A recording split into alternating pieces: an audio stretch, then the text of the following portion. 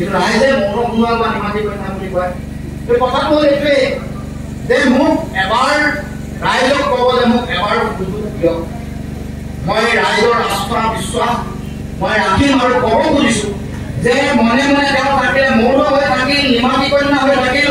মই ৰাইজক কথা দিছোঁ যে দিল্লীয়ে ভাবে মই অসমত জংঘল আছে বুলি। মই দিল্লীলৈ যোৱাৰ পাছত কৈ দিম জংঘল আছে হয়, কিন্তু জংঘলৰ মাজত সিংহ আছে যে এইটো দিল্লী মই ধ্বংসৰ মাজত প্ৰমাণ কৰি ৰাইজ দীঘলীয়া কথা নকওঁ, মই নাই কোৱা, ৰাইজে কয়। ৰাইজে কয় যে জাতিয়ে যেতিয়া বিপদ আহে মনে মনে থাকে, ছবিখন চাই থাকে নেকি, নিজৰ ছবিখন ঘূৰি ঘূৰি চায়। কাৰোবাক হত্যা কৰিলেও আমাৰ ডেকা যুৱক যুৱতীসকলক হত্যা কৰিলেও তেওঁ গা অকমানো নলৰে। নিজৰ মাটি ভেটিৰ অধিকাৰ পাব লাগে, মাটি বিষয় ৰাজ্যিক বিষয় তথাপিও সংসদৰ মজিয়াত নহলেও বাহিৰত থাকিলেও আপোনালোকে ৰাইজে যদি জনপ্ৰতিনিধি কৰে মই যুঁজিব পাৰিম, যদি মানুহৰ কণ্ঠ হৈ কাম কৰিব পাৰিম। আমাৰ মাজলৈ কংগ্ৰেছ দলৰ তিনিচুকীয়া জিলা সমিতিৰ সভাপতি প্ৰণৱ বৰুৱা আহিছে, তেখেতক আহ্বান গ্ৰহণ কৰিবলৈ অনুৰোধ জনাইছো। গতিকে আমি এই বিষয়বোৰে প্ৰশ্ন জাতীয় বিষয়সমূহ আমি আগবঢ়াই লৈ যাব খুজিছো আৰু আপোনালোকক কথা দিছো যে আপোনালোকে যি আশা যি শ্ৰদ্ধা আৰু যি বিশ্বাস ৰাখি আপোনালোকে মোক আপোনালোকৰ প্ৰতিনিধি হিচাপে বিৰোধী ঐক্য মঞ্চৰ প্ৰতিনিধি হিচাপে আগবঢ়াই দিছে, তেওঁৰ নামত ইয়াৰ কাম কিয় আৰম্ভ কৰিছিল, এই কাম যদি সম্পূৰ্ণই কৰিব নোৱাৰে তেতিয়াহ'লে এই মহান মন্ত্ৰীজনক কিয় অপমান কৰা হ'ল এই প্ৰশ্নলৈ খেলুৱৈসকল অসমৰ ক্ৰীড়াত ভাৰতে নাম লাভলীনা বৰগোহাঁই একামত ফুটবলক ফুটবল তালিমেৰন কি আউটকে ধৰি আমাৰ ইয়াৰ য'ত ফুটবল বিশ্ববিদ্যালয় হৈছে তাত বাবুল ফুকন, ৰুদ্ৰ ফুকন, এই অকল মানুহৰ নাম সকলোৱে জানে, ৰেৱতী ফুকন, এটা পৰিয়ালৰ 8গৰাকী সন্তান 6গৰাকীয়ে ৰাষ্ট্ৰীয় খেলুৱৈ। সেই কাষত থাকি আমাৰ খেলুৱৈসকলক অপমান কৰা নাই, খেলুৱৈসকলক অন্যায় কৰা নাই জানো? গতিকে এইবোৰ হ'ল আমাৰ মানুহৰ মৰ্ম বেদনা। এতিয়া মোক কয় যে পজিটিভ পলিটিক্স কৰিব লাগে, মই পজিটিভ পলিটিক্স কৰিছো, তেওঁলোকে নাই কৰা, আমি কৰি দেখুৱাম। আমাৰ কাৰণে প্ৰয়োজনীয় সকলো কথা লোকসভাৰ মজিয়াত নক্সা কৰি দিয়া হৈছে। 855 জন শহীদক দ্বিতীয়বাৰৰ বাবে হত্যা কৰিছে।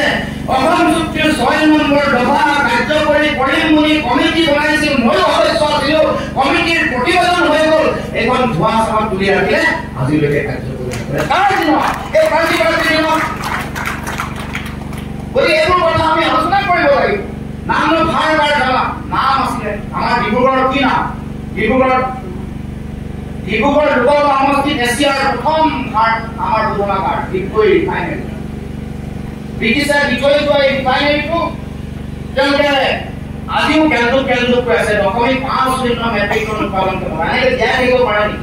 এটা ৰিফাইনেৰীৰ কাৰণে ন্যূনতম 3 বিলিয়ন মেট্ৰিক টন কেপাচিটি থাকিব লাগে, ক্ষমতা থাকিব লাগে। এইটো আজিলৈকে কৰা নাই। কৈছিল হেৰিটেজ ৰিফাইনেৰী বনাব, কি হেৰিটেজ ৰিফাইনেৰী বনাব, একো নকৰিলে। আমি কৈছিলো যে সমগ্ৰ এছিয়াত তেলৰ উৎপাদন ঘন আৰু শোধন দেখুওৱা অসমত ডিব্ৰুগড়ক ন্যায় দিব লাগে। ডিব্ৰুগড়ৰ শোধনাগাৰটো ঠিক কৰিছিল, শোধনাগাৰ এইটোৱে ন্যায় পাব লাগে, ইয়াৰ উৎপাদন ক্ষমতা বাঢ়িব লাগে যাতে এইটো ইকনমিকেলি ভায়াবল পায়। নকৰিলে। গতিকে আমি আমাৰ চিন্তাৰ একো কাৰণ নাই। ৰাইজ আপোনালোকে কেৱল মাত্ৰ কাম কৰক। আমাৰ ওচৰত এই প্ৰায় 6,68,000 ভোট, 6,68,000 ভোট আমাৰ লগত আছে। আপোনালোকৰ ওপৰত নিৰ্ভৰ কৰিব, আপোনালোকৰ লগত থাকিব বিজেপিয়ে যাব, এইটো আপোনালোকৰ ওপৰত নিৰ্ভৰ কৰিব। আমাৰ লগত 6.5 লাখ ভোট আছে, আমি জিকি আছো, আৰু ভোট পাম। এইটো আছিলে আৰু ঢৌ উঠিব, আৰু দেখিব এই অন্যায়বোৰ। অত্যাৱশ্যকীয় সামগ্ৰীৰ মূল্য বৃদ্ধি কৰিলে, পেট্ৰল ডিজেল গেছৰ চিলিণ্ডাৰৰ দাম বাঢ়িলে, যোৱা বিজেপি চৰকাৰৰ দিনত সোণোৱালৰ দিনত 3বাৰ খাজানা বাঢ়িলে, মাটিৰ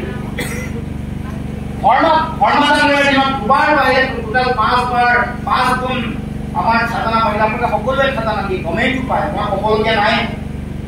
9বাৰ মুঠতে বিদ্যুতৰ মাচুল বাঢ়িলে। ঘৰৰ কাষলৈ গৈ চাই আহিব শ্ৰী শ্ৰী অনিৰুদ্ধদেৱৰ নামত প্ৰতিষ্ঠা কৰা ক্ৰীড়া বিশ্ববিদ্যালয়ত এগৰাকীও মাটি চপৰা হোৱা নাই। কৰিছে নেকি? কৰিছে। এয়া হ'ল মই এটাও ডাঙৰ আৰু আহি আছো অসম চুক্তি কি কৰিলে 6 জনগোষ্ঠী জনজাতিকৰণ কৰিলে নাই আজি মাকুমলৈ আহি তেওঁ কথা কোৱাৰ সাহস নাই তেওঁ আহি প্ৰথমে ক্ষমা খুজিব লাগে যে ৰাইজ মই মনে মনে থকাৰ কাৰণে 5 গৰাকী ডেকা যুৱকক উলিয়াই তেওঁলোকক হত্যা কৰি দিয়া হ'ল মই একো কৰিব নোৱাৰিলো ৰাইজ মোৰ উপায় নাই মোক ক্ষমা কৰিব তাৰপিছত মই আহিব আজি প্ৰথম ক'ব লাগে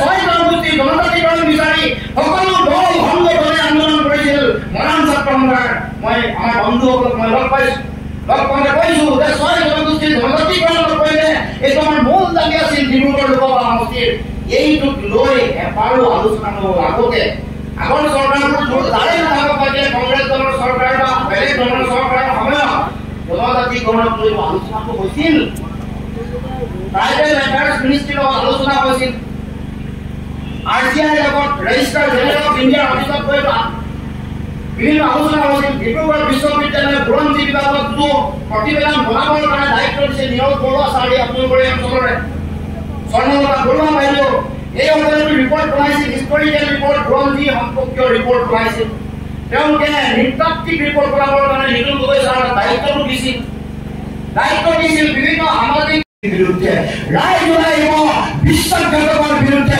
ৰাইজ ওলাইব তাৰ জাতি দি জাতিটো অন্যায় কৰা সলমানৰ বিৰুদ্ধে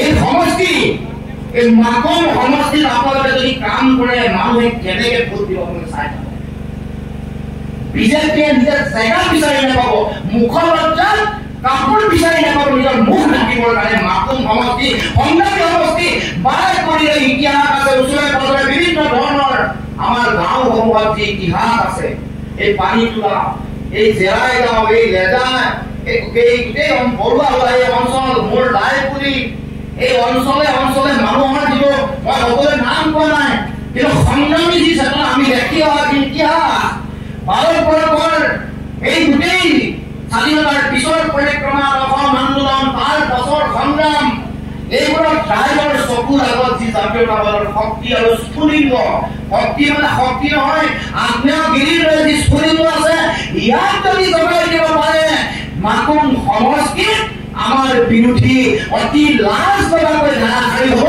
যে কথা কেৱল মাত্ৰ আমি সাজু হয় নে নহয় নিজে বুজিব আৰু আমি প্ৰতি ঘৰ মানুহলৈ যাব লাগে এটা ঘৰো যাতে বাকী নাথাকে সকলো কোনোবা যদি বিজেপি দলৰ কৰ্মকৰ্তা আছে তেওঁলোকৰ প্ৰয়োগত যাব ক'ব যে জাতি ডাঙৰ নে তোমালোকৰ আসন ডাঙৰ তোমালোকৰ দল ডাঙৰ অসমীয়া মানুহৰ ভাষা কৃষ্টি সংস্কৃতি ডাঙৰ জাতীয় জীৱনৰ ভৱিষ্যত ডাঙৰ নে তোমালোকৰ দল ডাঙৰ তোমালোকৰ মানুহবোৰ ডাঙৰ প্ৰশ্ন কৰিব কাৰণ আজি জাতিটোক অন্যায় কৰা মানুহক মনে মনে থকা নিমাতী কন্যা সাংসদৰ মজিয়ালৈ পঠাই লাভ নাই আজি বিজেপি দলৰ তেওঁলোকৰ পাৰ্টীগৰাকী যেতিয়া আহিছে তেতিয়া কি কৈছে কিবা আপোনালোকে শুনিছে সকলোৱে দেখিছে তেওঁ কৈছে নেকি যে মই শ্ৰী শ্ৰী অনিৰুদ্ধদেৱৰ নামত এখন বিশ্ববিদ্যালয় ক্ৰীড়া বিশ্ববিদ্যালয় প্ৰতিষ্ঠা কৰিছিলো এইখন আজি পূৰ্ণাংগ এই উত্তৰ দিব পাৰিছে নেকি নাই আৰু সংখ্যা বাঢ়িছে ধুৰিণজ্যোতি গগৈৰ প্ৰতি মানুহৰ মৰম আৰু ভাল পোৱা আশীৰ্বাদ পাইছে জাতীয়তাবাদৰ প্ৰতি মানুহৰ ভাল পোৱা আৰু আশীৰ্বাদ পাইছে মানুহৰ মাজত খং খুব পাইছে মানুহৰ মাজত বিজেপিৰ বিৰুদ্ধে খং খুব পাইছে যদি আমি 5,000 একেবাৰে কম 5,000 যদি বহা বুলি ধৰো আমাৰ লগত 30,000 প্ৰতিটো বিধান আছে 30,000 পুৰন্দৰ 3,28,000 আৰু 3,28,000 জাতীয় পৰিষদ আৰু কংগ্ৰেছৰ মুঠতে ভোট মই নিৰ্দলীয় ভোট দিয়াই নাই অকণমান সময় দিয়ক আৰু নিৰ্দলীয় 39,000 8টা ভোট আছে মই 39,000 1,000 বহাই 40,000 কৰি দিছো কিন্তু 6,28,000 প্লাস 40,000 6,68,000 ভোট বিৰোধী শক্তিৰ লগত আছে আৰু আপোনালোকে যদি দিন ৰাত একাকাৰ কৰি যদি কাম কৰে ডিব্ৰুগড় লোকসভা সমষ্টিত প্ৰধানমন্ত্ৰী নৰেন্দ্ৰ মোদী আহিলেও নৰেন্দ্ৰ গগৈৰ লগত পৰাভূত হ'ব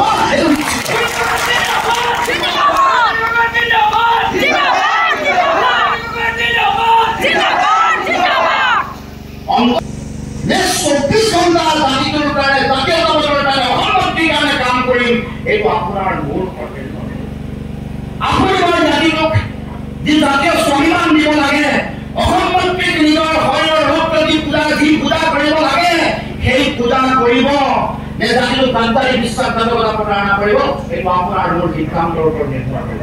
আপুনি মই যদি আমাৰ বিজেপি প্ৰাৰ্থীগৰাকীৰ দৰে জাতিটোৰ অন্যায় আই মাতৃক হাত দিয়াৰ সময়ত মনে মনে যদি আপুনি মই বহি থাকো, তেতিয়াহ'লে বিজেপিক পৰাভূত কৰিব নোৱাৰে।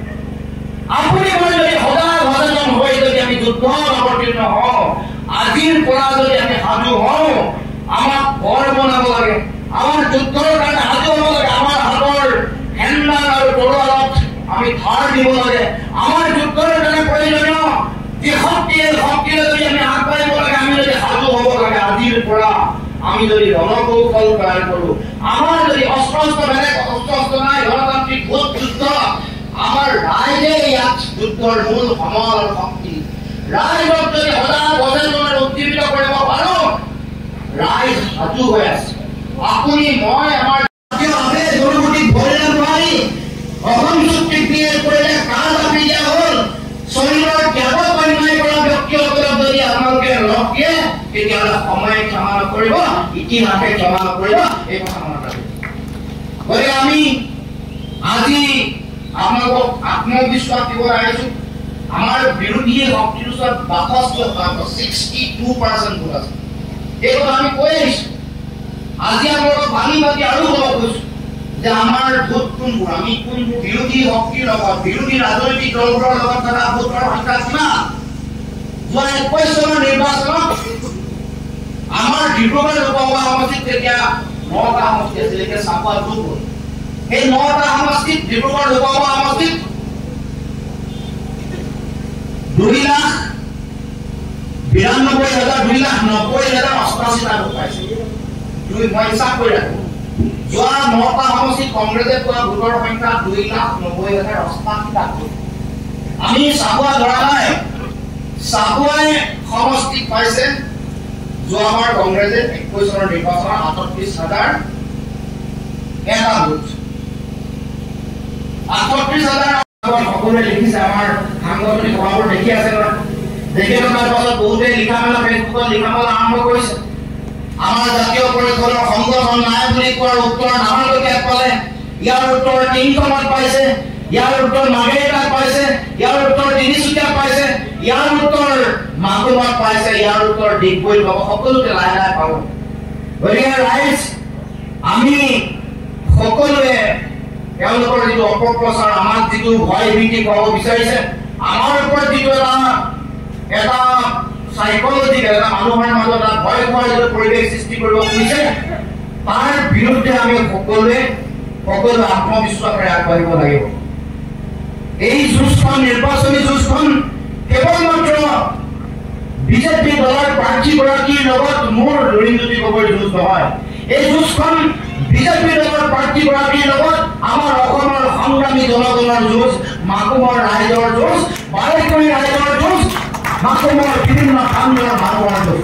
কাৰণ এই যুঁজখনত তেওঁলোকে অন্যায় কৰা ৰাইজে চকুৰ আগত দেখিছে।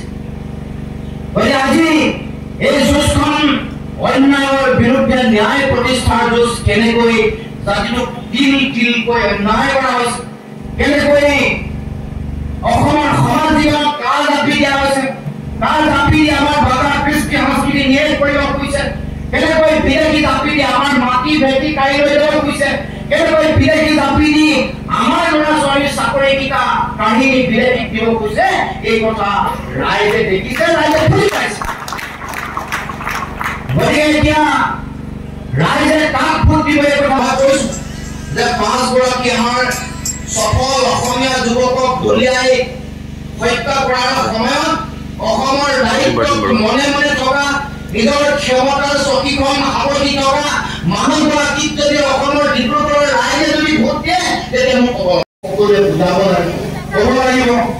আমাৰ এই নিৰ্বাচনত যিগৰাকী প্ৰাৰ্থী বিজেপিৰ পৰা প্ৰাৰ্থিত্ব দিছে, তেওঁ বিগত সময়ছোৱাত জাতীয় জীৱনত কিবোৰ অন্যায় কৰিলে, কেনেকৈ জাতিটোক আটাইতকৈ বেছি অন্যায় কৰিলে, কেনেকৈ আন্দোলনৰ সময়ত 5গৰাকী ব্যক্তিক হত্যা কৰা হ'ল, যিসকল শ্বহীদৰ তেজেৰে কেনেকৈ অসম প্ৰথম নামনি হ'ল কেনেকৈ এই বীৰ শ্বহীদসকলক হত্যা কৰোঁতে, আন্দোলনৰ সময়ত মানুহক অত্যাচাৰিত কৰোঁতে, মানুহক কেনেকৈ পুলিচে লাঠি চাৰ্জ কৰোঁতে, গুলিয়াই দিওঁতে কেনেকৈ মৌন হৈ আছিল, এই কথাবোৰ মানুহক বুজাব লাগিব, মানুহক ক'ব লাগিব। আৰু ক'ব লাগিব যে জাতিটোৰ আটাইতকৈ বেছি এই সময়ত, সাম্প্ৰতিক সময়ত আটাইতকৈ বেছি অন্যায় কৰা মানুহগৰাকীকে তেওঁলোকে বিজেপিৰ দলে প্ৰাৰ্থিত্ব দিছে। এইটো আমাৰ সুবিধা, এইটো আমাৰ সুযোগ। আৰু আপোনালোকে সকলোৱে প্ৰথম জয়টো সকলোৱে আপোনালোকে উপভোগ কৰিব লাগে। কাৰণ আমাৰ দলটোক বিজেপি দলে কি কৈছিল, আমাকে দলে হাঁহিছিল যে এই দলটো বোলে ক্লাবৰ সভাপতিহে হেনো ধৰিজ্যোতি গগৈ, সংঘৰ সভাপতি সম্পাদক। এতিয়া সংঘৰ সভাপতি সম্পাদকৰ ভয়ত তেওঁলোকৰ প্ৰাৰ্থীগৰাকী, আগৰ সাংসদগৰাকী পলাব লগা হৈছিল, বিজেপি এই সমষ্টিৰ পৰা পলুৱাই দিব লগা হৈছে। এইটো আমাৰ প্ৰথম জয় আৰু এইটো সকলোৱে উপভোগ কৰিব লাগে। আৰু এই জয়ৰ বিষয়টো আমাৰ আধাৰ, আমাৰ লগত যে জনগণ আছে, স্বদেশৰ স্বজাতিৰ সুৰক্ষিত ভৱিষ্যতৰ কাৰণে জীৱন দিলে তেওঁলোকক মই শ্ৰদ্ধা জনাইছোঁ। কা বিৰোধী গণ আন্দোলনৰ সকলো বীৰ শ্বহীদকে মই শ্ৰদ্ধা জ্ঞাপন কৰিছোঁ। এই সময়ত আমি সকলো নিৰ্বাচনী যুঁজৰ কাৰণে আমি সাজু হৈছোঁ। আৰু আমাৰ দলৰ যিবোৰ সাংগঠনিক সভা, এই সাংগঠনিক সভাবোৰ আমি সকলোতে আমি ইতিমধ্যে আৰম্ভ কৰিছোঁ। এই সভাবোৰৰ মূল লক্ষ্যটোৱে এইটোৱেই যে আমাৰ দলৰ দলীয় কৰ্মকৰ্তাসকলক আমি আত্মবিশ্বাস দিয়া, মনোবল দিয়া, তেওঁলোকে যাতে যুঁজাৰু মানসিকতাৰে 24 ঘণ্টা আহি থাকিব লগা দিনসমূহত নিৰ্বাচনৰ কাৰণে যি সময় আছে, এই এক মাহৰ 24/7 যাতে সকলোৱে দলৰ কাৰণে, আমাৰ বিৰোধী ঐক্য মঞ্চৰ কাৰণে, আমাৰ অসমৰ জাতীয় জীৱনৰ কাৰণে, অসমৰ মানুহৰ কাৰণে, অসমৰ খিলঞ্জীয়া জাতি জনগোষ্ঠী ভাষা ভাষী ধৰ্মাৱলম্বী, আমাৰ ভূমিপুত্ৰ থলগিৰি সকলো মানুহৰ কাৰণে, অসমত বসবাস কৰা ডিব্ৰুগড় লোকসভা সমষ্টিৰ সকলো জাতি, এই ডিব্ৰুগড় সন্মানীয় লোকসভা সমষ্টিৰ পৰা বিৰোধী ঐক্য মঞ্চ অসমৰ প্ৰাৰ্থী হিচাপে মোক সকলোৱে মনোনীত কৰিছে। সকলোৱে আস্থা আৰু বিশ্বাস ৰাখি এই সন্মানীয় লোকসভা সমষ্টিত প্ৰতিদ্বন্দ্বিতা কৰিবৰ কাৰণে সকলোৱে আগবঢ়াই দিছে। গতিকে এই মুহূৰ্তত মই সমগ্ৰ অসমবাসী ৰাইজৰ প্ৰতি মই শ্ৰদ্ধা জনাইছোঁ, সেৱা জনাইছোঁ। সমগ্ৰ অসমবাসী ৰাইজৰ ওচৰত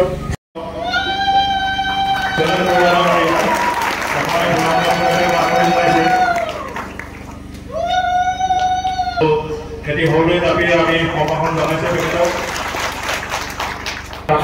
পৰা। ইয়াৰ পিছত এই তৰফৰ পৰা এপালি গামোচাৰে তেখেতক অভিনন্দন জনাইছোঁ।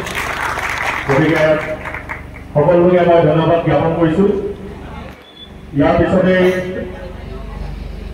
আমি আমাৰ কাৰ্যসূচী চলাই যাবৰ বাবে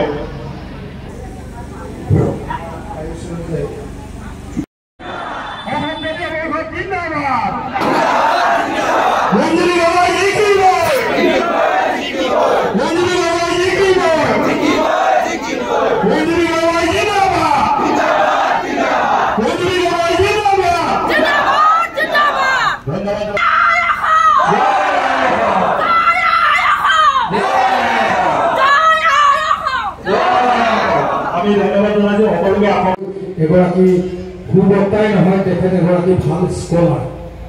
তেওঁ এগৰাকী মেধাসম্পন্ন ব্যক্তি, যিগৰাকী ব্যক্তিয়ে সংসাৰ শাস্ত্ৰত MSc কৰাৰ পিছত পৰৱৰ্তী সময়ত তেখেতে সেই বিভাগতে তেখেতে MPhil কৰিবলৈ সক্ষম হৈছে।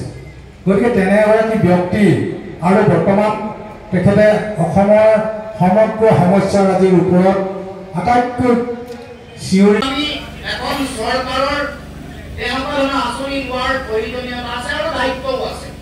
কিন্তু মূল কথাটো হ'ল যে এনেকুৱা ধৰণৰ কিছুমান টকা পইচা দিয়া হৈছে, সেই টকা পইচাবোৰে নানা ঘৰ চলে। এইটো আমাৰ এই দুখীয়া পৰিয়ালসকলৰ প্ৰতি অপমান। এতিয়া আমাৰ সন্মানীয় ৰান্ধনীসকলক 1200 টকা দৰমহা দিব, হয় 1200 টকা। আমাৰ অংগনবাড়ী কৰ্মীসকলক দিয়ে 6000 টকা, 6000 নহয় জানো, 6000 নে তাতকৈ কম নেকি? 5,500 ঠিক আছে, মই বহাই আছো। তেওঁলোকে 3000 মই বহুত দাবন কৰিছোঁ, ভুল হৈছে, ক্ষমা কৰিব। ৩,০০০ দিয়ে, ৩,০০০ টকাত না ঘৰ চলিব, না পৰিয়াল চলিব, না নিজে চলিব পাৰিব। অংগনবাদী কৰ্মকৰ্তাসকলে আন্দোলন কৰি আছে, আমিও আন্দোলনৰ সমৰ্থন আগবঢ়াইছোঁ। আজিও মই মুকলিকে কৈছোঁ যে মই কৈছোঁ এই যে অৰুণোদয় আঁচনি ১২৫০ টকা তেওঁলোক থাকিলে, আমাৰ নিমাতী কন্যা থাকিলে, অংগনবাদী কৰ্মকৰ্তা, ৰান্ধনী, ভেঞ্চাৰ স্কুলৰ টিচাৰ, আমাৰ কৰ্মচাৰী যিসকলে অফিচ পুনৰ প্ৰৱৰ্তন কৰাটো বিচাৰিছে, আমাৰ ঠিকাদাৰ যিসকলে ২৫,০০০ কোটি টকা আজিলৈকে পোৱা নাই, আমাৰ ব্যৱসায়ী যিসকল মজলীয়া ব্যৱসায়ী আছে, যিসকলে GSTৰ কাৰণে তেওঁলোকে হাহাকাৰ কৰিব লাগে, তেওঁলোকৰ কাৰণে একো মাত নিদিয়ে। মই বোলে অন্ততঃ এই সকল ব্যক্তিৰ, এই ৰান্ধনীসকলৰ, অংগনবাদী কৰ্মকৰ্তাসকলৰ অৰুণোদয় আঁচনি ধন এইবোৰ বঢ়াব লাগে বুলি, বৃদ্ধ বিধৱা পেঞ্চন বঢ়াব লাগে বুলি অঞ্চলৰ মজিয়া ক'ব পাৰি, তেওঁলোকে একো নকয়। মই অন্ততঃ ক'ব পাৰিম মোৰ চৰকাৰ নাই, আমাৰ চৰকাৰ নাই, কিন্তু আমিতো ক'ব পাৰিম, যুঁজিব পাৰিম এইসকলৰ পক্ষত। অংগনবাদী কৰ্মকৰ্তা, অৰুণোদয় আঁচনি ধন পোৱা, বৃদ্ধ পেঞ্চন, বিধৱা পেঞ্চন ব্যৱহাৰ, আলেকজেণ্ডাৰৰ ওচৰত পুৰুৰ যিটো স্বাভিমান, সেই স্বাভিমান ৰক্ষা হৈছে। এইসকলে চুচৰি দণ্ডমৰ্দন কৰি জাতিটোকো তেওঁলোকে বেয়া ভৱিষ্যতৰ মাজলৈ ঠেলি দিছে। আৰু নমস্কাৰে কৰক, অন্ততঃ মোৰ কোনাই কৰক নমস্কাৰ। একেবাৰে সাৱনি, একেবাৰে চুচৰি তেওঁলোকে নিজেও জীয়াই থাকে, জাতিটোকো তেনেকুৱা পৰ্যায়ত জীয়াই ৰাখিবলৈ তেওঁলোকে চিন্তা চৰ্চা কৰে। গতিকে আমি চব অসমৰ মানুহ স্বাভিমানী মানুহ। অসমৰ মানুহে বিদেশীৰ আক্ৰমণ, ১৭ বাৰ বিদেশীৰ আক্ৰমণ উপৰাইছে। যেতিয়া ভাৰতৰ চব ৰাজ্য, চব অঞ্চল বিদেশীৰ কবল আছিল, মোগলৰ কবল আছিল, তেতিয়া যদি বিদেশীৰ কবলত নথকা জাতি এই অসমৰ জাতি। গতিকে আমাৰ নিজৰ স্বাভিমান আছে আৰু আমি মেৰুদণ্ড আপোনাৰ শিৰ উচ্চ কৰি আমি জীয়াই আছো। গতিকে ভাৰতীয় মানুহৰ মান, সন্মান, স্বাভিমান, গৌৰৱ যদি ৰক্ষা কৰিছো আমি অসমৰ মানুহ। গতিকে সেইকাৰণে আমি আগন্তুক দিনবোৰতো আমি অসমৰ প্ৰচাৰ আনুষ্ঠানিকভাৱে আৰম্ভ হোৱা নাই। এখন আমাৰ দলৰ সাংগঠনিক সভা, দলৰ বুথ সমিতি, বুথ সমন্বয়ক, যিবোৰ আমাৰ আঞ্চলিক সমিতি, পঞ্চায়ত সমিতি যিবোৰ আছে, তাৰ দলীয় কৰ্মকৰ্তা আৰু বিভিন্ন ভাতৃ ভগ্নী সংগঠন, এইবোৰৰ সকলোৰে সন্মিলিত এখন সাংগঠনিক সভা। গতিকে আমি এই সাংগঠনিক সভাৰ যোগেদি আমাৰ পৰিকল্পনা, কেনেকৈ মানুহৰ মাজলৈ যাব, কোনবোৰ ইছ্যু লৈ যাব, কোনবোৰ কোৱা দৰকাৰ, এটা আধাৰ এটা তেওঁলোকক তুলি ধৰিছোঁ। গতিকে আমি এই যিটো আমাৰ যিটো ৰণকৌশল, নিৰ্বাচনী ৰণকৌশল, এইটো বিভিন্ন ধৰণে আমি ইতিমধ্যে প্ৰস্তুত হৈছোঁ। কেনেকৈ আমি মাছ কানেক্টিভিটি বঢ়াম, আমাৰ কেৱল মাত্ৰ মানে প্ৰদৰ্শনধৰ্মী আমি সেইকাৰণে বেছি কাৰ্যসূচী ৰখা নাই। মূল বিষয় মানুহৰ মাজলৈ যাব লাগিব। কমন মানুহৰ ওচৰত আমি 100% মানুহৰ লগত এটা যোগসূত্ৰ, মানে প্ৰতিটো পৰিয়ালৰ লগত আমি কেনেকৈ যোগসূত্ৰ স্থাপন কৰিব পাৰোঁ, তাৰ কাৰণে আমি ৰণকৌশল লৈছোঁ। আৰু এই ক্ষেত্ৰত আমি সকলো যিহেতু ৰাজনৈতিক দল একেলগ হৈছোঁ, বিৰোধী ঐক্য মঞ্চ, এইটো আমাৰ দলৰ শক্তি। তাৰপিছত কংগ্ৰেছ যোগ হ'ব, CPI যোগ হ'ব, CPIM যোগ হ'ব, CPIML যোগ হ'ব। সকলোৱে যাৰ যাৰ নিজা নিজা সংগঠন আছে, সকলোৱে সন্মিলিতভাৱে ঐক্যবদ্ধভাৱে আমাৰ যিটো এটা পলিটিকেল ষ্ট্ৰেটেজি আছে, যিটো ৰণকৌশল আছে, ইয়াক এক্সিকিউশ্যন কৰিবৰ কাৰণে আমি সকলোৱে এটা পৰিকল্পনা প্ৰস্তুত কৰিছোঁ। সেই সম্পৰ্কত আমি একো নকওঁ। আমাৰ আগৰ পৰাই আহ্বান আছিলে যে 1 by 1 ফাইট হ'ব লাগে আৰু সেই ক্ষেত্ৰত সকলোৱে সহযোগিতা আগবঢ়াব লাগে। আৰু মোৰ যিটো প্ৰাৰ্থিত্ব, এইটো বহুদিনৰ আগৰ পৰাই আলোচনা চৰ্চা চলি আছিলে আৰু এই গোটেই প্ৰাৰ্থিত্বৰ সিদ্ধান্ত বিৰোধী ঐক্য মঞ্চত ইতিমধ্যে হৈছে। গতিকে মই এতিয়াও আহ্বান কৰিম যাতে বিজেপিক পৰাভূত কৰাৰ যিটো ৰণকৌশল, তাত সকলোৱে সহযোগিতা আগবঢ়াব লাগে। সকলোৱে সেই ৰণখনত বিজেপি, সাম্প্ৰদায়িক শক্তি, সাম্প্ৰদায়িকতা, ৰাইজৰ জনবিৰোধী তেওঁলোকৰ নীতিৰ বিৰুদ্ধে মাৰ বান্ধি থিয় হ'ব লাগে আৰু মোক সহযোগিতা আগবঢ়াব লাগে। আৰু এটা কথা, আপোনালোকৰ মই একো বক্তব্য নাৰাখোঁ।